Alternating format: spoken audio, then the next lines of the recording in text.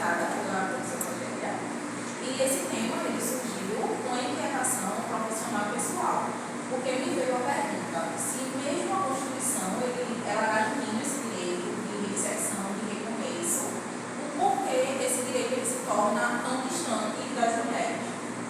E o principal objetivo da minha pesquisa foi entender melhor os desafios que elas enfrentam após esse cumprimento de pena, porque elas cumprem a pena, mas continuam sendo julgadas pela sociedade. Então, ao longo dos últimos anos, o sistema carcerário feminino ele vem crescendo, mas ao mesmo tempo ele se torna invisível para o Estado pelo fato da negligência, porque o sistema carcerário feminino ele surgiu de uma forma improvisada. E ele surgiu também de uma forma muito tardia, que foi entre 1930 e 1940. E ele era administrado por freiras na intenção de domesticar aquelas mulheres que eram consideradas rebeldes por descaldar prisões. E mesmo sendo uma realidade antiga, sendo um fato antigo, essa realidade ela se perpetuou atualmente. Porque se a gente for olhar, a realidade das mulheres vivem nos presídios é uma realidade deplorável. Elas precisam de atendimento especial, tendo em vista que tem toda a situação de lactantes, de gestantes, o período menstrual que elas vivem lá, mesmo tendo uma lei que garante que o Estado ele deve oferecer, deve fornecer absorventes, mas no sistema carcerário feminino, elas têm que improvisar absorventes, panos, muitas vezes alimentos, para estancar o sangue. Então é uma situação bem precária.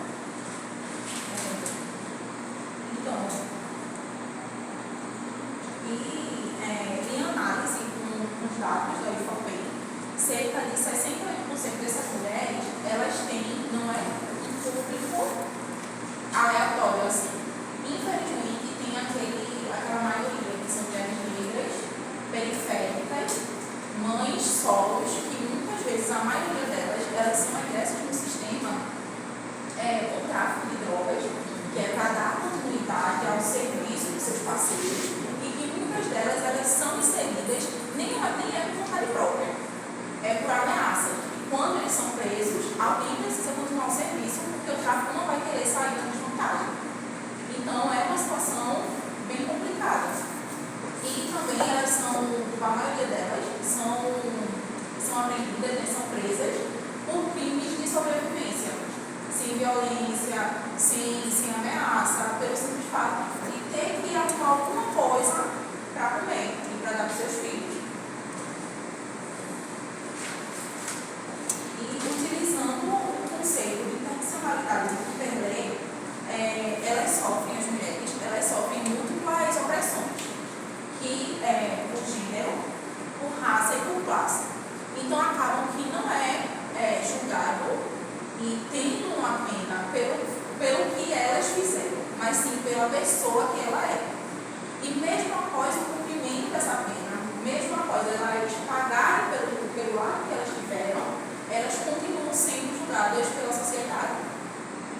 E em relação à ingressão delas no mercado de trabalho após esse cumprimento, é bem complicado, tendo em vista que muitas, não sei se quando vocês vão fazer uma entrevista de emprego ou algum desse tipo, pediram antecedentes criminais, que é uma prática que não é legal, é considerada pelo TST abusiva, mas mesmo assim as empresas elas continuam pedindo esse antecedente. Então fica uma linha tênue entre a segurança da empresa e entre a exclusão.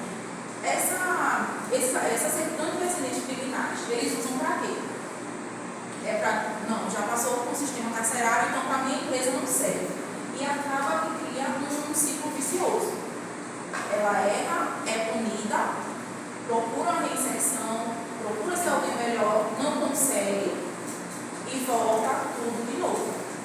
Então, dessa forma, eu concluo o meu trabalho de uma forma de deixar também uma reflexão.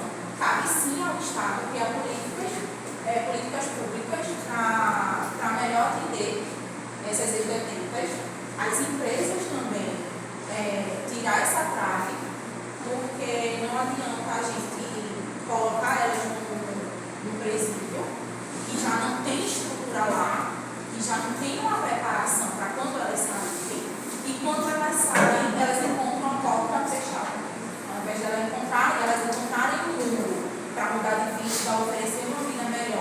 para os filhos o que elas encontram no preconceito.